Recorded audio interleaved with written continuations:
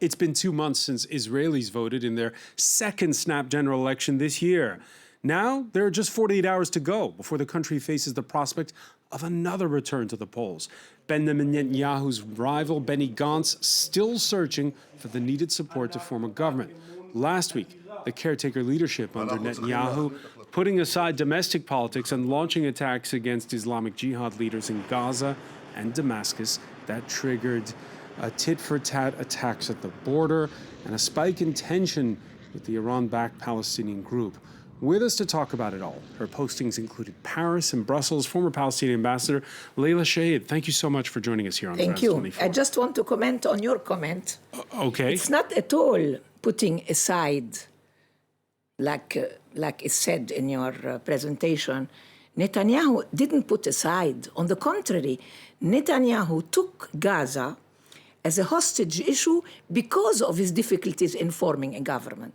How can he stop Gantz from doing a minority government? You know, there's a fight between two men who are Netanyahu, who failed to make a coalition big enough to lead the country. So he had to give the chance. He had to tell the President Rivlin that I couldn't form a government. So Gantz is now trying. And as you said, he has until Wednesday, after tomorrow. But Gantz has only 33 members of parliament. He needs support. Among this support, the Arab list, who are Palestinians, Israeli citizens, said, we don't want to be part of the government, but we will support this government because we want to get rid of Netanyahu. So the only way Netanyahu could sort of sabotage this agreement was to propose a coalition government because there is exchange of fire between Gaza. The best way to have exchange of fire is to go and kill this poor man with his wife and his brother and his children and have 34 people killed by bombardment in 1 week. And of course, as you know, Israel in the state, and of course, Israel's opened an inquiry into that incident. Yes, but this inquiry is taking you for a ride. What inquiry? They bombarded. It's their planes, their army who bombarded and killed these people. They don't have investigation. One should see, why did they bombard? They decided that this man is responsible for supposedly, they knew he was preparing something that has not happened yet, but he was supposedly planning. They've known him for years. So following Why now? Why kill him now? And because they killed him, Islamic Jihad sent 200 missiles or whatever they are, bombs in Israel, and created panic because some of them landed in Tel Aviv, but nobody was killed on the Israeli side.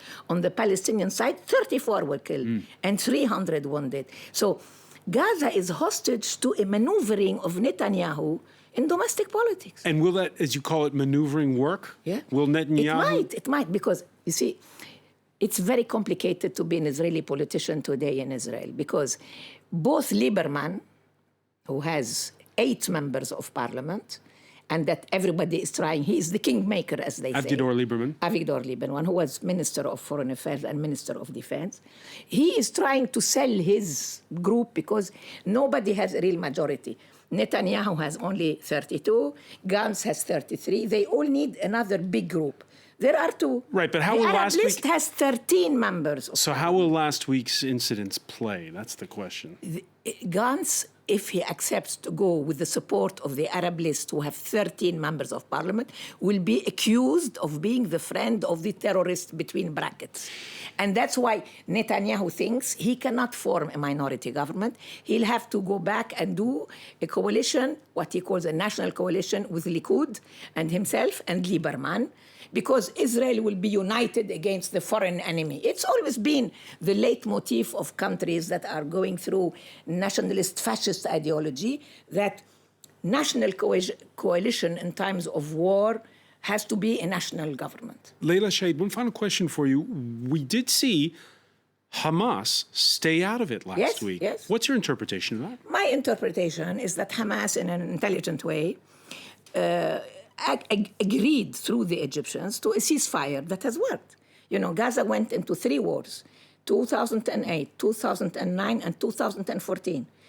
Mr. Gantz was the head of the army when they bombarded in 2014 and killed 2,000 Palestinian civilians, maybe 10 fighters. then of course the population. But is there a calculus within Hamas that at the end of the day, Islamic Jihad is part of the problem, not part of the solution? No. Hamas and Jihad have common interest, and they are competing for leadership. But the Israelis are so smart, they are trying, because Hamas made almost an agreement with Israel not to have any shooting, any clashes, because nobody wants a war again. Hamas does not want a war because the people of Gaza will kill them. And Israel does not want a war because Netanyahu can use it as pressure, but if he asks the army to go into full-fledged war, he will lose the elections. So that's why it's so sad that they are playing with the civilians in Gaza, but none of them want. So Hamas, having said to the Egyptians, I will not bombard anymore Israel in order to have some sort of ceasefire, when Jihad Islami responded to the killing. They only responded to a killing. They did not start shooting. They responded to the killing of their leader and another leader in Damascus, because Israel went all the way to Damascus and killed Akram Azruni, who is another leader, because they decided that they are responsible. But they had nothing yet. Who knows? And you know what the Israelis said before their supposed investigation? We had wrong information from our intelligence. We thought the house was the house where the jihad had their people, and we didn't know it was a family. But we've heard this for the last 70 years. We don't believe them anymore. And you shouldn't believe them anymore. Leila Shaid, former Palestinian ambassador, thank you for joining us. Thank you.